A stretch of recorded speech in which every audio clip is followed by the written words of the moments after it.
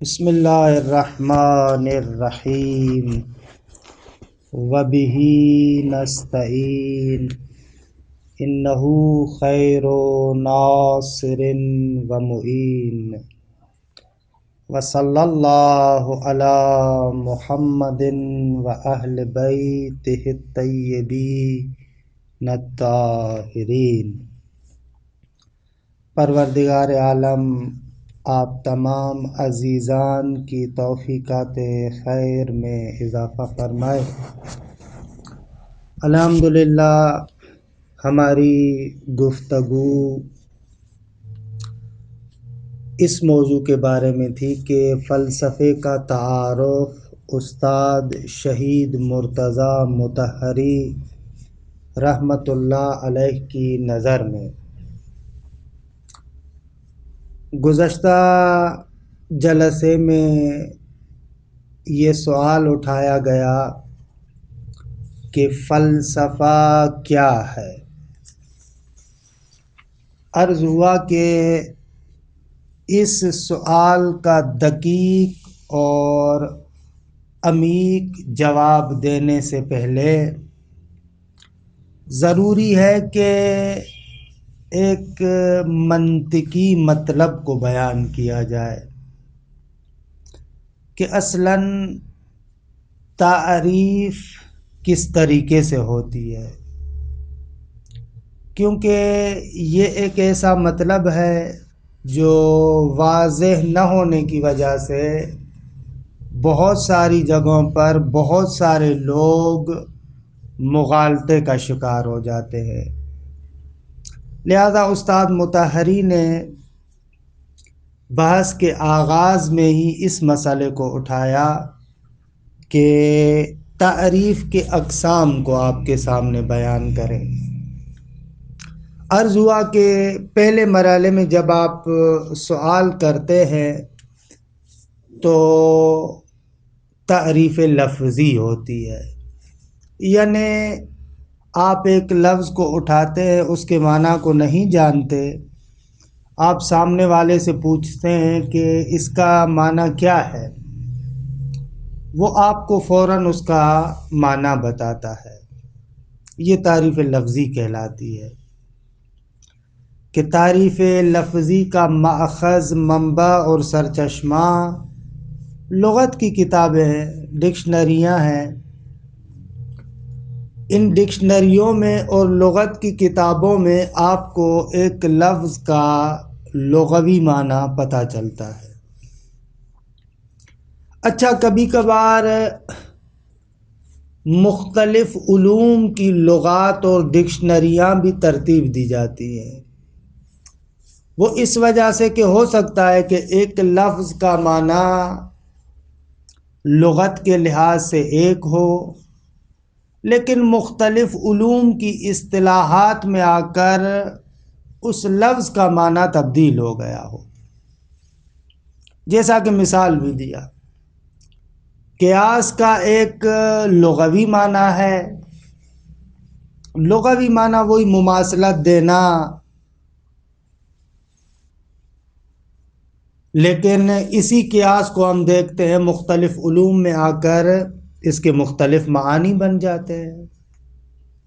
مثلا نہج البلاغہ میں آپ پڑھتے ہیں لا یقاس بنا اہل البیت، ہم اہل بیت کے ساتھ کسی کو بھی آپ قیاس نہیں کر سکتے۔ اب یہاں پر جو لا یقاس بنا اہل البیت کا لفظ آیا ہے، اس قیاس سے مراد وہ والا قیاس نہیں ہے جو علم اصول میں بیان ہوتا ہے، اور وہ والا قیاس بھی مراد نہیں ہے کہ جو علم منطق میں استعمال ہوتا ہے، بلکہ اس لا یقاس بنا اہل البیت سے مراد وہی لغوی معنی لیں گے۔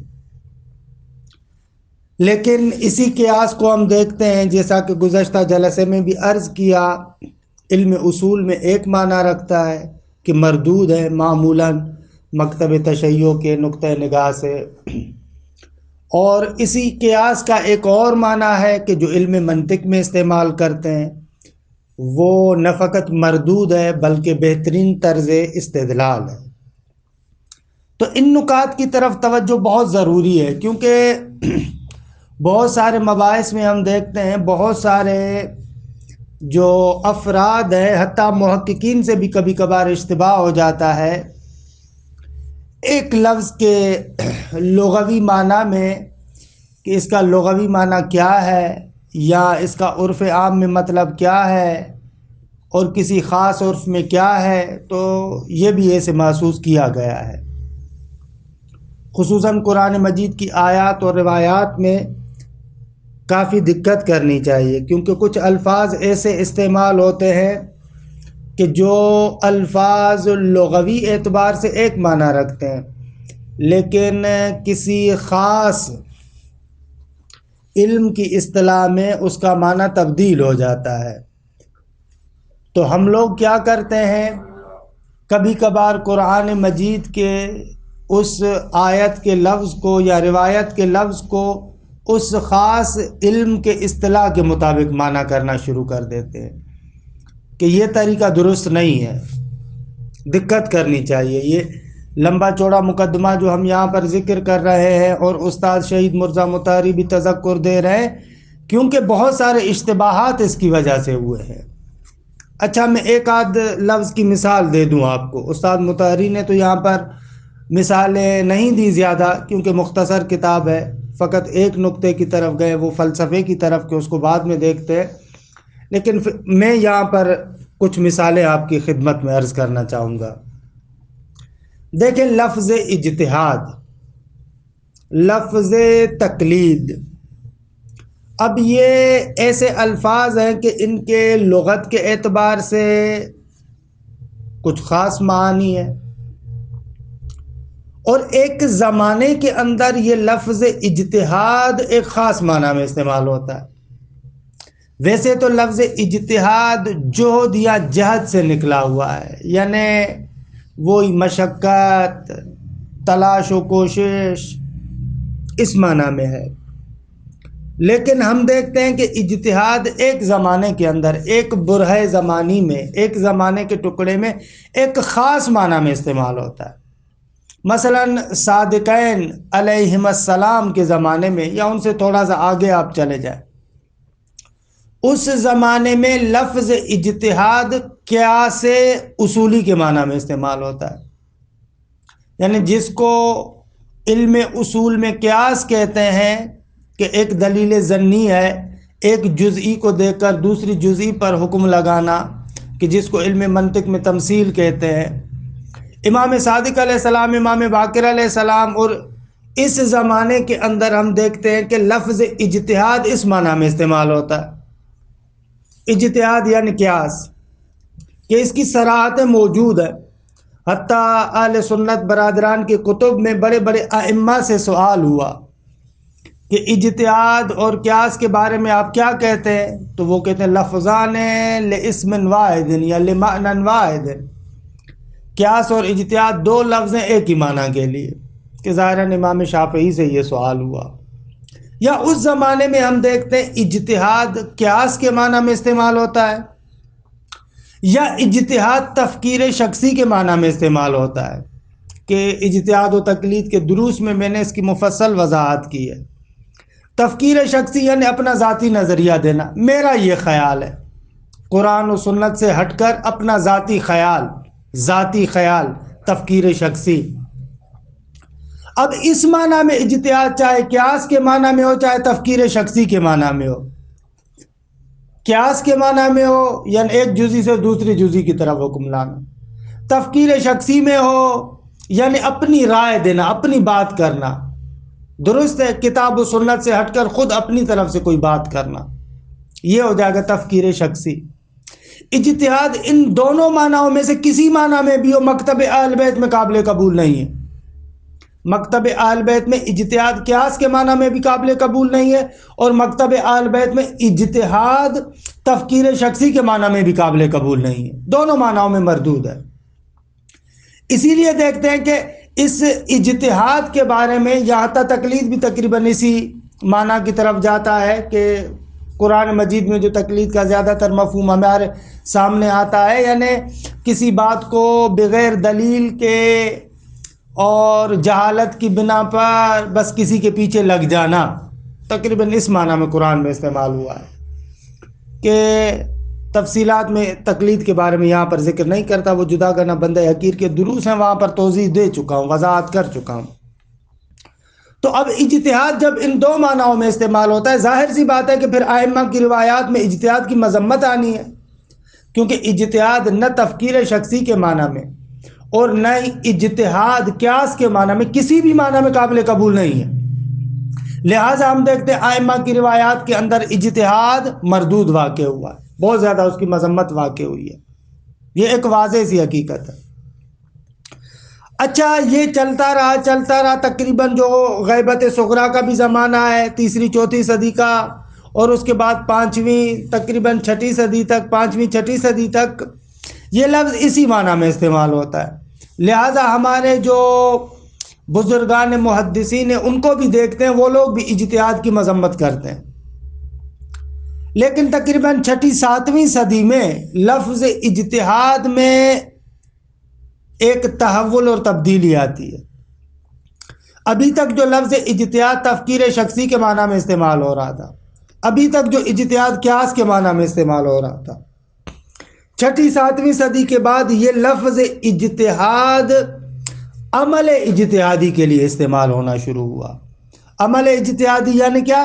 یعنی استفراغ الوسع لتحصیل الحجت علی الحکم الشرعی، حکم شرعی کو اس کے منابع سے حاصل کرنے کی سعی و تلاش کو اجتہاد کہتے ہیں۔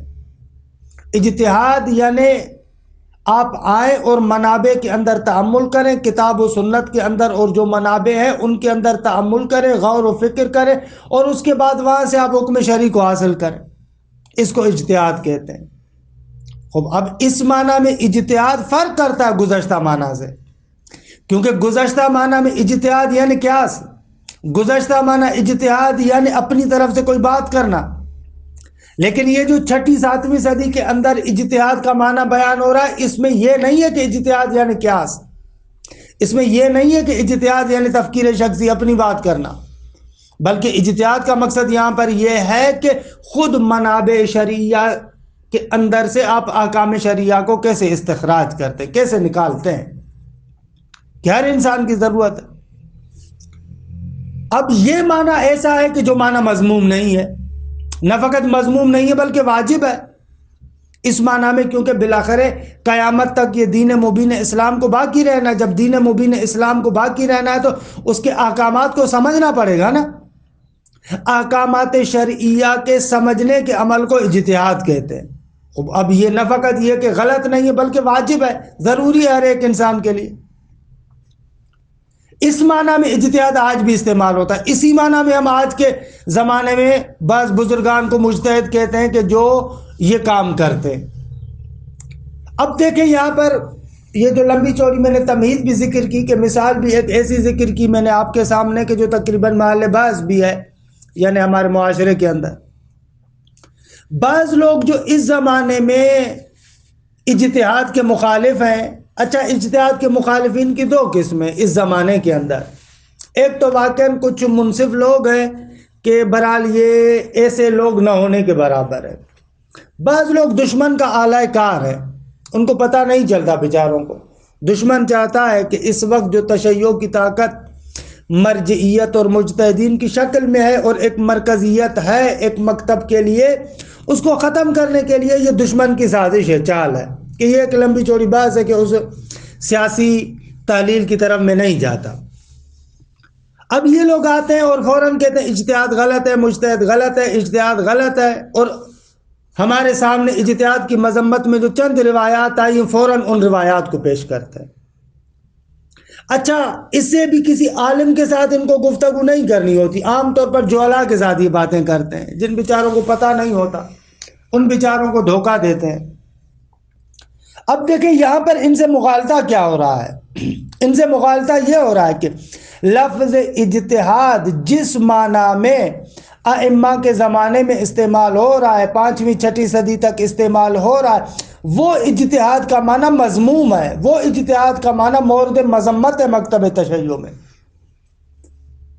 لیکن یہ لوگ ان روایات کو ذکر کرتے ہیں اجتہاد کے اس معنی کے لیے جو اس زمانے میں رائج نہیں تھا. اجتہاد کا وہ والا معنی اس زمانے میں رائج نہیں تھا. یہ دیکھ لیں مغالطہ، ظریف نکتہ، کہ اجتہاد کا جو معنی مذموم ہے، جس کی مذمت ہو رہی ہے، وہ اور معنی ہے. اس وقت جس معنی میں ہم لفظ مجتہد اور اجتہاد کہتے ہیں وہ اور معنی ہے. لہذا یہاں پر خود تعریف لفظی میں دقت نہ کرنے کی وجہ سے لفظ کے مختلف معانی اور مختلف اصطلاحات میں تأمل اور دقت نہ کرنے کی وجہ سے انسان اشتباہ میں پڑ گیا. ان چیزوں کو دیکھنا ہوتا ہے. اچھا، یہی حال کچھ لفظ تصوف کے ساتھ بھی ہے کہ آپ دیکھیں لفظ تصوف جو 3 صدی کے بعد تقریباً 7ویں صدی تک تصوف صوفی، عرفان اور عارف کے معنی میں استعمال ہوا ہے، لیکن قرن ہفتم 7ویں صدی کے بعد یہ تصوف اور صوفی کچھ جو جاہل قسم کے دراویش تھے، درویش لوگ تھے، ان لوگوں کے لیے استعمال ہوا. اب بہت سارے لوگ اس تاریخی تطور اور تاریخی تکامل کی طرف ناظر نہیں ہیں، لہذا اشتباہ میں پڑ جاتے. دیکھتے ہیں بعض بزرگان تصوف کی اور صوفی کی تعریف کرتے ہیں تو فوراً ہم لوگ کہتے ہیں کہ بابا یہ دیکھو کہ یہ لوگ صوفی ہیں اور تصوف کی تعریف کرتے ہیں. اور ظاہر سی بات ہے کہ جب میں کہتا ہوں نا یہ لوگ صوفی ہیں تو صوفی سے مراد میری وہ جاہل درویش ہوتی ہے. پھر بڑے بڑے بزرگان کو میں مورد نقد قرار دینا شروع کر دیتا ہوں. مثلا صوفیہ کی، تصوف کی مرحوم حیدر آمولی تعریف کرتے ہیں. ملا صدرہ بعض جگہوں پر اپنی کتابوں میں تصوف اور صوفیہ کی تعریف کرتے ہیں. خب آغا وہاں پر تصوف اور صوفی سے مراد وہی عرفان اور عارف ہے. لیکن بعض جگہوں پر ہم دیکھتے ہیں کہ یہی بزرگان تصوف اور صوفی کی مذمت بھی کرتے ہیں. اچھا، جب تصوف اور صوفی کی مذمت کرتے ہیں تو مراد کیا ہوتی ہے؟ مراد وہ جاہل قسم کے درویش لوگ ہیں کہ جن کا نہ دین کے ساتھ تعلق ہے، نہ دینی اعتقادات کو صحیح طریقے سے سمجھتے ہیں، نہ شریعت اسلامی کا کوئی احترام کرتے ہیں. خوب اس قسم کے دراویش، اس قسم کے جو درویش ہیں، اس قسم کے جو جہلا ہیں، خوب ان کی مذمت ہے. ملا صدرہ مثلا مجبور ہوتا ہے کہ ایک کتاب لکھے کسر و اصنام الجاہلیہ. اور بہت سارے لوگ کہتے ہیں ملا صدرہ صوفی ہے، صوفی ہے، صوفی ہے، لیکن دیکھتے ہیں کہ ملا صدرہ ہی آتا ہے آ کر خود تصوف اور صوفیوں کے رد میں کتاب لکھتے ہیں کسر و اصنام الجاہلیہ، جاہلیت کے بتوں کو توڑنا. تو اب یہ کیا ہے؟ یہ جب خود صوفی ہے تو پھر ان صوفیہ کے رد میں کتاب کیوں لکھ رہا ہے؟ تو یہاں پر ہم یہی کہیں گے کہ لفظ کے معنی پر دقت نہیں ہوئی. جو بعض لوگ کہتے ہیں ملا صدرہ صوفی ہے اور متصوف ہے، یعنی عارف ہے، اس معنی میں تصوف درست ہے. اور خود آ کر جو تصوف اور صوفیوں کے رد میں کتاب لکھتے ہیں کہ وہاں پر مراد وہ جاہل قسم کے درویش ہیں کہ جن کے بارے میں ملا صدرہ خود تعبیر استعمال کرتے ہیں جہلِ صوفیہ، کہ ہمارے معاشرے کے اندر اکثر یہ اس قسم کے ہیں، جہلِ صوفیہ ہے، جو شریعت کا مذاق اڑاتے ہیں، دین مبین نے اسلام کے اعتقادات کا کھلواڑ کرتے ہیں. کہ خوب ان صوفیہ کو، ان دراویش کو، یہ جو درویش قسم کے لوگ ہیں، اس قسم کے جو شریعت کی مخالفت کریں، دین کی مخالفت کریں، خوب ان کو تو کوئی بندہ نہیں مانتا. بقول استاد حسن زادہ آمولی کے کہ یہ بوکلی شاہ ہے، یہ ان لوگوں کی حیثیت یہ وہی بوکلی شاہ والی ہے. یہ بوکلی شاہ ہے، لمبی لمبی مونچھیں چھوڑ دینا، داڑھی منڈوا دینا، دین کا نہ خیال کرنا، اور پھر کہنا کہ ہم عرفان کے پتہ نہیں کس جو ہے وہ کیا ہے معراج پر پہنچے ہوئے ہیں. کہ یہ ساری جھوٹی باتیں، اس کی کوئی بندہ حمایت نہیں کرتا. یہ وہی بوکلی شاہ ہیں، ان لوگوں کی کوئی حیثیت نہیں ہے. بہرحال کہنے کا مقصد یہ ہے کہ لفظ کے معنی کے تطورات، تحولات اور تکاملات پر توجہ کرنی چاہیے. کبھی کبھار لفظ ایک معنی میں استعمال ہوتا ہے، پھر اس میں تطور آتا ہے، تحول آتا ہے، تبدیلی آتی ہے، وہ لفظ دوسرے معنی میں آ جاتا ہے۔ تو ہم لوگوں کو یہ سوچنا چاہیے کہ جو میں رد کر رہا ہوں لفظ کا کون سا معنی مراد لیا جا رہا ہے۔ لیکن افسوس سے کہنا پڑتا ہے کہ ہمارے معاشرے کے اندر اس چیز کی فرصت ہی نہیں ہوتی۔ ہم لوگ صرف عام طور پر جو دیکھا گیا ہے، بحث و مباحثے اور مناظرے کے اندر ہر طرف کی کوشش یہ ہوتی ہے کہ سامنے والے کو گرائے، جھوٹ ہو، سچ ہو، دلیل ظنی ہو، وہمی ہو، کیسی بھی دلیل ہو، بس مقصد یہ ہوتا ہے کہ سامنے والے کو گرانا ہے۔ عزیز من، اگر انسان اس طریقے سے آ کر بحث کرے، اس طریقے سے آ کر الجھ جائے، تو یہ چیز انسان کو حق سے دور کر دیتی ہے۔ کہ افسوس سے کہنا پڑتا ہے ہمارے کلامی مباحث، چاہے کسی بھی فرقے کے ساتھ تعلق رکھتے ہو، متکلمین کے کلامی مباحث دیکھیں، اکثر متکلم کی ذہنیت ایسے ہوتی ہے، متکلم لگا رہتا ہے ہر صورت میں ادھر ادھر سے کوشش کرتا ہے کہ اپنی بات کو ثابت کرے۔ اسی لیے ہم دیکھتے ملا صدرہ رحمۃ اللہ علیہ اپنی اکثر کتابوں کے اندر اس کلامی روش کو بہت زیادہ پسند نہیں کرتے۔ نہ فقط یہ کہ پسند نہیں کرتے بلکہ اس کی ملا صدرہ مذمت کرتے ہیں، بہت زیادہ سناتے ہیں کہ یہ جدلی طریقہ ہے، کہ اس جدلی طریقے سے، ظنی طریقے سے فقط اور فقط انسان کے لیے قساوت قلب حاصل ہوتی ہے، ظلمت نفسانی، تاریکی، فاقہ ایسے۔ مجھے یاد ہے ایک مرتبہ میں شرح اصول کافی ملا صدرہ کو دیکھ رہا تھا، تو وہاں پر ملا صدرہ نے متکلمین کے لیے اس قسم کی تعبیرات اور جملے استعمال کیے تھے۔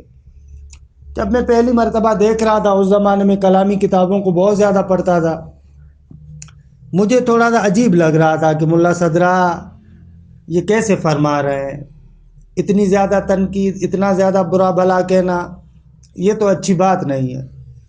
لیکن سچ پوچھیں، جب کلامی کتابوں کو دیکھا، تقریباً کلامی کتابوں کو جو ہمارے یہاں متکلمین کی معروف کتابیں، چاہے وہ شیعہ متکلمین ہوں، چاہے وہ اہل سنت کے متکلمین ہوں، یعنی اشعری ہوں، معتزلی ہوں، جب ان کتابوں کو دیکھا، اساتید کے پاس پڑھا، اور پھر آہستہ آہستہ جب غور کیا، تو واقعاً ملا صدرہ کی بات کی تصدیق کر رہا ہے انسان، دل سے تصدیق کرتے کہ اکثر جگہوں پر کلامی مباحث میں یہ دیکھا گیا ہے کہ ہر صورت میں بس اپنی بات کو ثابت کرنا ہے، دلیل چاہے کیسی بھی ہو۔ اچھا، جب میں یہاں پر متکلمین اور کلامیوں کی بات کر رہا ہوں تو میری مراد وہ والے متکلمین ہیں کہ جو معمولاً یہ ظنی دلائل دیتے ہیں۔ ظاہر سی بات ہے کہ ایسے متکلمین سے خواجہ نصیر الدین طوسی جیسی شخصیت بالکل خارج ہے، یا خواجہ نصیر الدین طوسی سے جو متاثر کلام ہے وہ بالکل خارج ہے، کہ ان کی روش اس طریقے سے نہیں ہے۔ مراد یہ ہے کہ وہ عام طور پر جو متکلمین ہیں، آپ دیکھتے بھی آج کل کے زمانے میں جو مناظرے ہوتے ہیں ان میں کیا ہوتا ہے، یعنی واقعاً حق کے پیچھے جاتے ہیں نہ۔ اکثر آج کل کے زمانے میں یہ جو کلپ کا زمانہ آ گیا ہے، بس دوسرے کے مکتب کو بلیم کرنا ہوتا ہے، اس کے مکتب کی کوئی عبارت بیچ سے اچک لیتے ہیں، نہ اس کے سیاق کو دیکھتے ہیں، نہ سباق کو دیکھتے ہیں، نہ بس پروپیگنڈا کرنا ہے، بس پروپیگنڈا کرنا ہے۔ مثال کے طور پر یہی دیکھ لیں، تعریف قرآن، اکثریت قاطع 99% مکتب تشیع کے علماء کہتے ہیں قرآن میں تعریف نہیں ہے۔ حالانکہ 1% بھی نہیں، 1 عالم وہ بیچارہ اشتباہ ہو گیا اس سے، کہ اس نے سمجھا کہ قرآن میں تعریف ہوئی ہے۔ حالانکہ ان کی بھی تعریف سے مراد نہ کہ قرآن سے بہت بڑا حصہ ضائع ہوا ہے، نہ بعض روایات کے جن میں آیا ہے کہ جو روایات امیر المؤمنین کی شان میں، وہاں پر لفظ علی آیا ہوا تھا، وہ نکال دیا گیا۔ تعریف بھی اس حد تک یہ لوگ 1 بندہ جو کہتا ہے، لیکن یہ لوگ آج تک پروپیگنڈا کرتے ہیں، یہ ہوا، یہ ہوا، یہ ہوا۔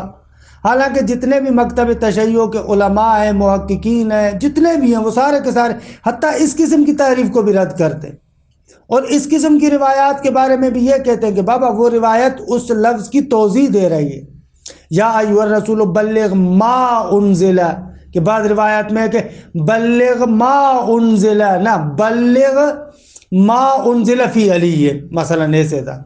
حالانکہ واضح سی بات ہے کہ اس روایت سے پتہ چل رہا ہے کہ روایت توضیح دے رہی ہے، مطلب کو بیان کر رہی ہے، نہ کہ اس لفظ قرآن کو، لیکن یہ دے کہ آج تک پروپیگنڈا۔ حالانکہ اس کے مقابلے میں خود اہل سنت کے کتابوں کے اندر بھی تحریف کی روایات کم نہیں ہیں، بلکہ ایک جو آئے رجم ہے اعلی صحیحین میں آپ اٹھا کر دیکھیں، سیاہ ستہ میں آپ اٹھا کر دیکھیں، خلیفہ دوم حضرت عمر کہتے ہیں کہ پیغمبر کے زمانے میں قرآن کی آیت تھی آئے رجم، اب وہ آئے رجم نہیں ہے۔ خوب یہ خود کہتے ہیں، لیکن پھر بھی کہتے ہیں کہ نہ وہ منسوخ التلاوت ہو گئی۔ بھائی لفظ تبدیل کرنے سے مطلب تبدیل نہیں ہوگا نا، آپ کہ منسوخ التلاوت ہو گئی یا منسوخ التلاوت نہیں ہوئی۔ خلیفہ دوم یہ کہتے ہیں کہ یہ الفاظ، یہ جملہ قرآن مجید کی آیت تھا جو اس وقت موجودہ قرآن کے اندر موجود نہیں ہے۔ خوب یہ روایت بھی سیاہ ستہ میں موجود ہے، صحیحین میں موجود ہے، اور بہت سارے کتب میں موجود ہے۔ تو اب سامنے والا آئے اور آ کر اس جملے کو پکڑ کر پروپیگنڈا کرنا شروع کر دے، خوب یہ تو عالمانہ طریقہ نہیں ہے۔ کہنے کا مقصد یہ ہے کہ باہر زیادہ نہ جاؤں، یہ پروپیگنڈا بہت زیادہ ہوتا ہے، مناظروں میں معمولاً اس چیز کو دیکھا جاتا ہے، دوسرے مکتب کو بس تضعیف کرنا ہے۔ اس اعتبار سے یہ مناظرہ، یہ کلامی روش معمولاً جدلی اور ضنی روش ہے۔ یہ جتنے بھی بزرگان ہیں، حکماء ہیں، ملا صدرہ رحمۃ اللہ علیہ اور اس کے تابعین، وہ اس روش کو قبول نہیں کرتے کہ یہ مناسب نہیں ہے، روش برانی ہونی چاہیے۔ کہ انشاءاللہ آگے بات ہماری آئے گی جب کلام اور فلسفے کے درمیان فرق کو بیان کریں گے، وہاں پر تفصیل سے اس کو ذکر کریں گے۔ خلاصہ کلام یہ کہ وقت بھی گزر گیا، کبھی کبھار لفظ کے تحولات اور تبدیلیوں کی وجہ سے لفظ کا معنی تبدیل ہو جاتا ہے۔ ہم لوگوں کو اس نقطے کی طرف متوجہ ہونا چاہیے، کیونکہ اگر اس کی طرف توجہ نہیں کریں گے تو مطلب درست طریقے سے ہمارے ہاتھ میں نہیں آئے گا، ہم لوگ مغالطے کا شکار ہوں گے۔ بہرحال وقت ختم ہو گیا، انشاءاللہ کل سے فلسفے کے بارے میں باقاعدہ وارد ہو جائیں گے۔ صلی اللہ علی محمد و اہل بیتہ الطیبین الطاہرین طاہرین طاہرین طاہرین۔